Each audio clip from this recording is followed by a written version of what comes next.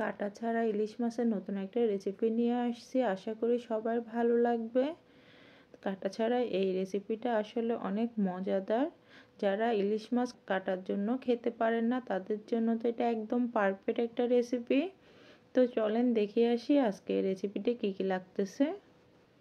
আসসালামু আলাইকুম। কাছে দূরে যে যেখান থেকে দেখতেছেন আল্লাহর রহমতে সবাই ভালো আছেন। আলহামদুলিল্লাহ আমরাও ভালো আছি। তো এখানে আমি একটা ইলিশ মাছকে ভালো করে পরিষ্কার করে ধুয়ে নিয়েছি। দেখতেছেন পেটটাকে ভালো করে কেটে নিয়েছি। এখন এটাকে ভালো করে আমি ছেঁচে নেব। ছেঁচে এটার ভিতর থেকে আমি সবগুলা মাছ বাইর করে নিব, কাটা বাইর করে নেব। শুধু চামড়াটা, ইলিশ মাছের চামড়াটা আমি রেখে দেব। তো দেখতেছেন আমি কিভাবে আস্তে আস্তে এই কাজটা করতেছি। একটু সময় নিয়ে করতে হবে, কারণ ইলিশ মাছের স্কিনটা একটু নরম থাকে, ছিঁড়ে যেতে পারে। তো এখন আমি সবগুলা মাছ ভেতর থেকে বাইর করে নিয়ে আসি। আসার পরে একটা চামচ দিয়ে মোটা কাঁটাটাকে আমি নিয়ে নিয়েছি। এখন একটু পাটায় এই মাছগুলোকে বেটে নিচ্ছি, না হলে কাঁটাগুলো আমি ছাড়িয়ে নিতে পারবো না। তো একটু বেটে আমি তারপরে কাঁটাগুলোকে আস্তে আস্তে ছাড়িয়ে নেব, কারণ ইলিশ মাছে অনেক কাঁটা থাকে। তো দেখতেছেন আমি কাঁটাগুলো বেছে বেছে নিয়ে নিচ্ছি। এই কাঁটাগুলো বাছার সময় একটু সাবধানে বাছতে হবে, কারণ ইলিশ মাছে অনেক কাঁটা থাকে। তো দেখে দেখে আস্তে আস্তে বাছতে হবে। যারা কাটার জন্য ইলিশ মাছ খেতে পারেন না তাদের জন্য এই রেসিপিটা একদম পারফেক্ট হবে, অনেক মজাদার। ভাতের সাথে, পোলাওর সাথে, সব কিছুর সাথে এই কাটা ছাড়া ইলিশ মাছটা আসলে অনেক মজা লাগে। আর যারা ইলিশ মাছ কাটার জন্য খেতে পারেন না তাদের জন্য তো একদম পারফেক্ট। তারা তো একদম খুশি হয়ে যাবে এই রেসিপিটা পেলে।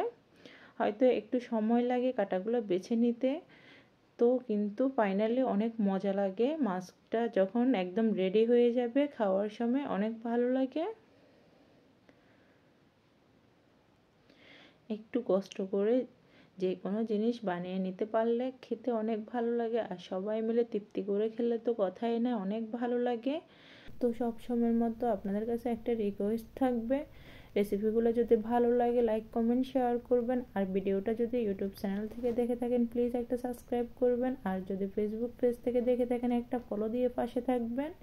আপনাদের একটা লাইক, একটা কমেন্ট, একটা শেয়ার নতুন ভিডিও বানাতে আরও উৎসাহ পায়।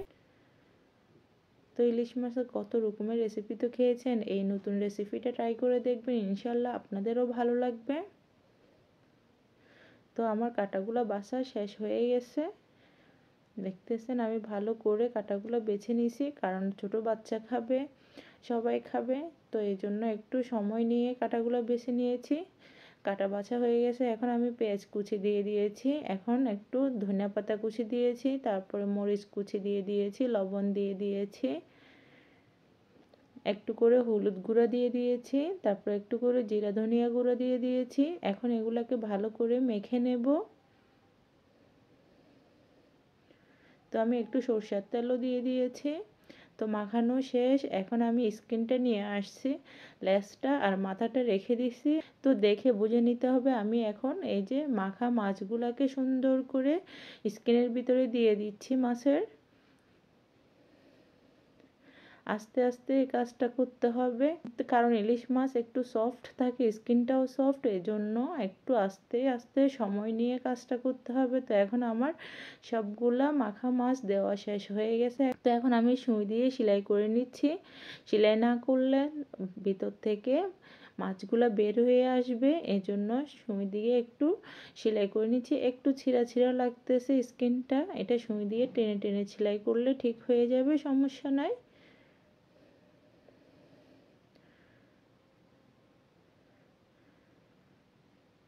তো দেখতেছেন ফাইনালি সেলাই করা শেষ। আমার মাছটা পুরাই মাছের মতো লাগতেছে, মনে হচ্ছে না এটাকে ছেঁচা দিয়ে আমি সব বের করে আবার নতুন করে তৈরি করেছি। তো এখন আমি ভেজে নেব। চুলায় তেল দিয়ে দিয়েছি, আর তেলের ভিতরে একটু লবণ ছিটিয়ে দিয়েছি, কারণ মাছটা তো একদম নরম হয়ে আছে। লবণ দিলে মাছগুলো ভাজতে আর সমস্যা হয় না।